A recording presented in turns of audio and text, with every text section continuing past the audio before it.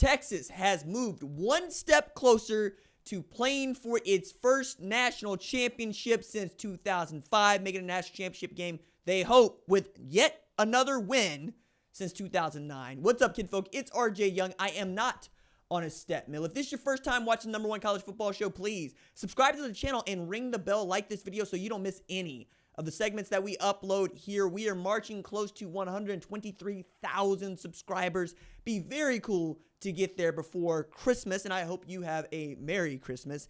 I'm sure Texas will, as they became the third team to punch their ticket to the quarterfinals of the college football playoff in this inaugural 12-team era that has already been controversial because the games have been so lopsided. I tend to believe that college football has the best home field advantage across any sport ever, period. If you get a home game, you're going to have a great chance to win because the crowd is so on your side. And this year, among others, probably more so than any other time, getting a home playoff game has been a very big deal for a long time. We've thought that the home field advantage was so large that we refused to play bowl games at home venues because it felt like the other team just did not have a shot given the opportunity to play in that game. And you know what? After what we've seen with Indiana, Notre Dame stomping out Indiana, what we've seen with Penn State, SMU, Penn State stomping out SMU, and what we've seen from Texas, Clemson, not quite stomping out as Clemson made something like a comeback to make it a one-score game late. But still, this is a game that Texas very much controlled, particularly doing what I said they were going to do the whole time. If they can run the football, good night, because that defense for Texas is pretty damn good, and they've been pretty damn good. And when I put together my Broyles Award finalist list, I rated Pete Kwiatkowski at #1. He is the defensive coordinator at Texas. I think even now he's making me look better. There are only about 49 of us that get votes in the Broyles Award, and I take it very seriously. So when I take a look at these things, I really want to know what your unit is capable of and who you played. The knock against Texas is that their schedule doesn't look that much different than SMU or Indiana's. And then they go play a game like this one against the ACC champions, team that beat SMU, a team that got out in front of SMU before letting SMU get back into the ball game. And they more or less take the punch that Clemson threw first, and they gave it back, and they gave it back, and they gave it back. We had over 25 first downs for Texas in this game, over 500 yards of offense in this game, and damn near 300 plus yards rushing on the ground. 2 100-yard tailbacks in Quintravion Wisner and Jaden Blue. Jaden Blue, who, needed all of 14 rushes to get to 146. Had one of 77, but that was the backbreaker. In the fourth quarter, when it feels like all you got to do is get the ball back and beat Clemson, you're going to be okay. They let that man go off, and he goes and scores. But more than that, you've got 2 opportunities to try to punch this thing in from the 1-yard line, and the Texas defense bowed up not once but twice and stopped you getting in the end zone. If that is the kind of attitude that your defensive line is going to have, it doesn't matter that Cade Klubnik goes for over 300 yards passing. It only matters that he has a better game statistically than Quinn Ewers. This is pretty monster line. 24-38, 305, 3 TDs, and a pick with 3 sacks heading into what was always going to be a difficult game for the Clemson Tigers, given that they're just not that great defensively, and they're not that great at the wide receiver position. More than that, they're thin as hell at running back. Phil Maffa not being able to go really hampered that run game, so much so that you got wide receiver back there playing tailback because you're just not that deep there. You could have used some help. But even so, I think they gave themselves opportunities to go win this thing. They just couldn't cash in on them. You found another wide receiver 1. That's for damn sure. TJ Moore, man, that dude was absolutely outstanding there in the second half. Aeneas Williams being what it is. I got to tell you, man, Averion Terrell, there's much to be desired there. The holding penalties, the pass interference calls, the not being able to stay on top of Matthew Golden, that is going to need to get fixed quick, fast, and in a hurry. That's for next year, but if I know that I can pick on you, I'm going to keep picking on you. And that was what it was clear about for Texas when they wanted to go deep with the football. But they didn't have to go deep with the football. All they had to do was continue to run it because they were able to pick up these really outstanding first down rush plays time and time again. It was as if Wes Goodwin couldn't do much to stop what they all knew was coming, which is that offensive line was going to get off the ball and they're going to punish you. Kelvin Banks being back in that offensive line is a tremendously big deal, but you saw them playing musical chairs on the offensive line of Texas, and it didn't really matter. The only team that's been able to do anything with that offensive line is Georgia, and they won't need to see Georgia until the national championship game. Like, that's just what it is.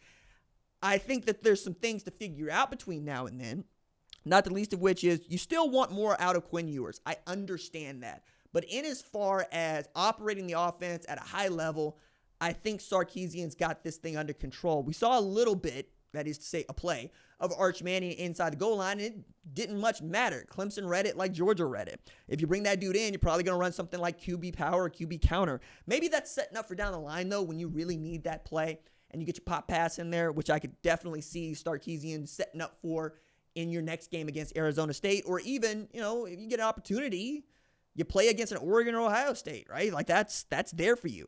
As it is, though, win the next game. And they won the next game. They have taken advantage of the home field that has 100,000 plus people in there. Most of those are rooting for Texas. And it was a raucous atmosphere. It was a fantastic atmosphere.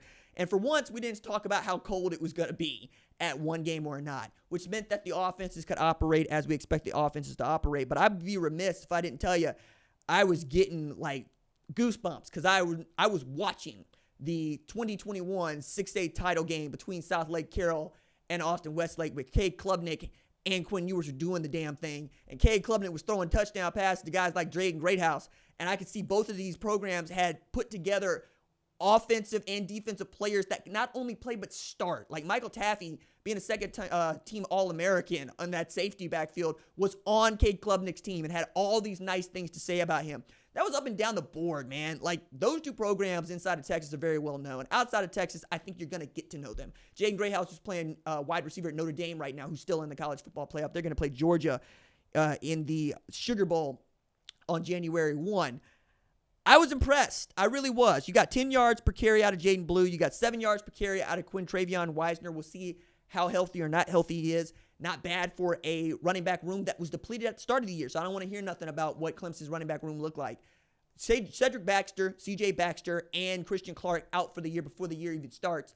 And yet all Texas has been able to do really well is run the football on teams not named Georgia. When they got to have it, when they got to sit on your chest, they were the best at that. Putting up 38 points on this Clemson team, I don't think that's too shabby, man. We're also talking about a Texas team that has given up 24 points for just the second time since giving up 24 to Vanderbilt in their 27-24 win on October 26th.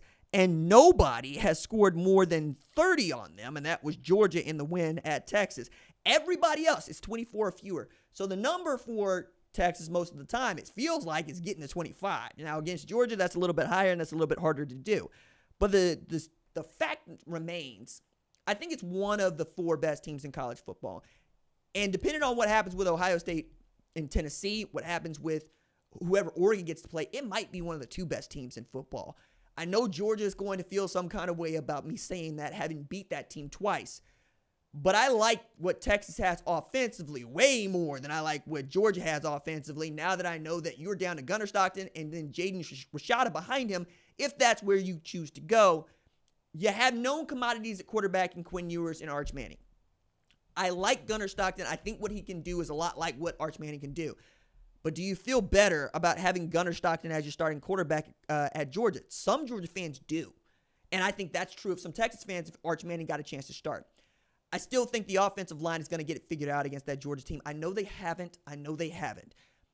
But they're so good, right? And Kelvin Banks winning the Outland Trophy is not a joke. That dude is legitimately great. Just hasn't been against Georgia. And he didn't get to play in the SEC championship game, so there's only been that one game. And in that one game, he was getting handled by Michael Williams and those dudes. Malachi Stark's going to have something to say about this too. But Andrew Makuba having a great year. Jahdae Barron is the Thorpe Award finalist. I mentioned Michael Taffy, second-team All-American. They got Anthony Hill, my God. And then Colin Simmons, Barron Sorrell, off the edge. Good Lord. Like, they've been able to get this one done, all right? Like, they're good.